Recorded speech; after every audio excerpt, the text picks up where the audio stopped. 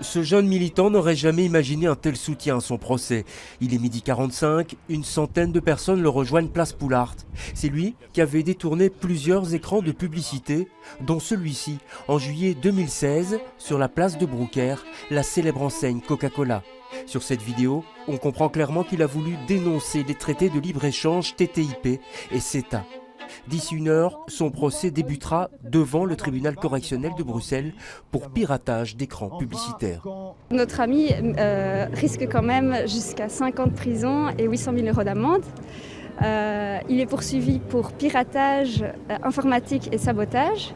Voilà, on pense qu'il y a quelque chose de disproportionné dans ces poursuites. Son avocat présent sur la place parle d'un procès politique et s'interroge sur le rôle du parquet dans cette affaire. À partir du moment où le parquet ne défend pas les intérêts des grandes sociétés, ça normalement les sociétés le font elles-mêmes, il est censé défendre l'intérêt social.